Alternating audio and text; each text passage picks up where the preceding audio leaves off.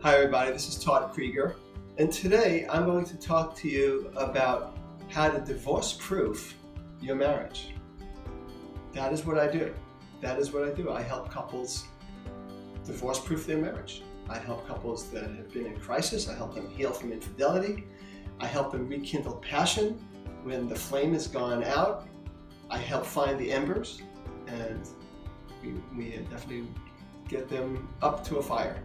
I help individuals heal from trauma, and I also help individuals get out of toxic relationships and work on their own internal emotional state and their own sense of self-esteem so that they can attract the person that they would love to be in relationship with.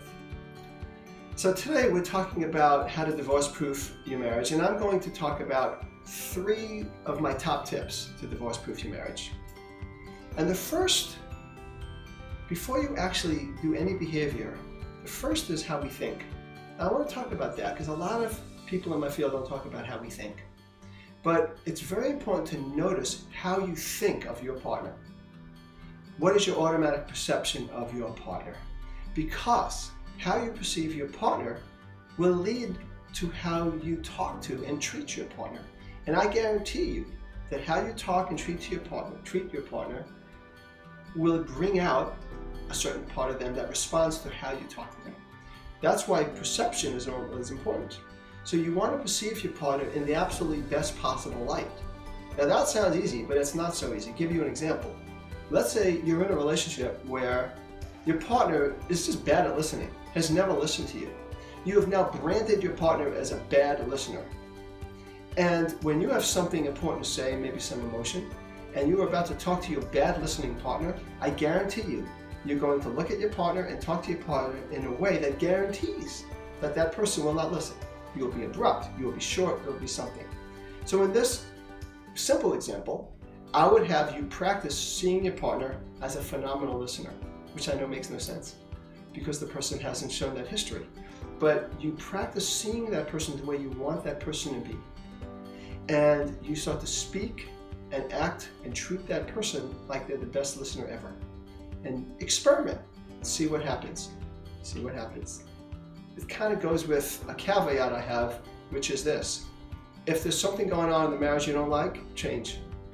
Don't wait for the other person. But definitely, this is all about practice perceiving your partner in the best possible light. Okay, second tip. The second tip is practice non-defensive communication. Again, one of those things that are easier said than done because we have a brain that keeps us in survival mode. So if our partner expresses, let's say, some disappointment with us, we tend to protect ourselves and get defensive. And that's what most people do, and that's why most relationships are in trouble. But if you practice non-defensive communication, which goes with focusing on your heart and noticing how it closes, how your stomach tightens, if you open and soften and stay connected and move, I always say this, when you hear the sounds of a cannon, move towards it, which means, again, if something feels dangerous, don't run from it. You practice this non-defensive communication, giving and sharing of yourself as well as listening to the other person. And it's really, you won't get divorced. I mean, people just don't get divorced when they feel emotionally connected to each other. It literally raises the estrogen and oxytocin of the women, and she's all happy, and then the husband in this case sees that the wife is happy, his testosterone goes up, and everybody's happy. So it's very important to practice non-defensive communication. Third tip has to do with sex and in the bedroom. And here's the thing. Really, what is good sex? Good sex is when you're connected.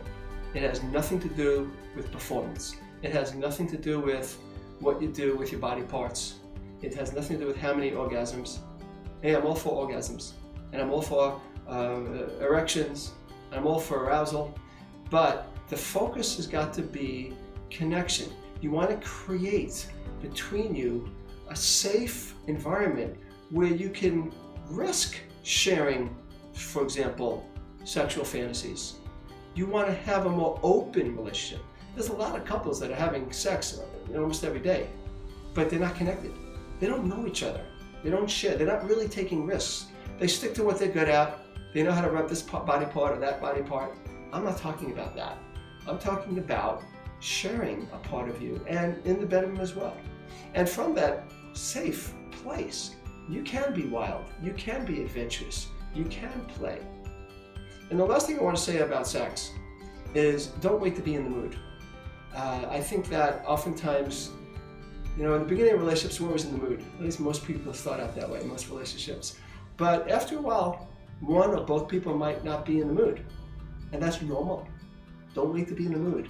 Just be together. Set a date with each other consistently, many times throughout the week, where you're going to be connected to each other physically, verbally.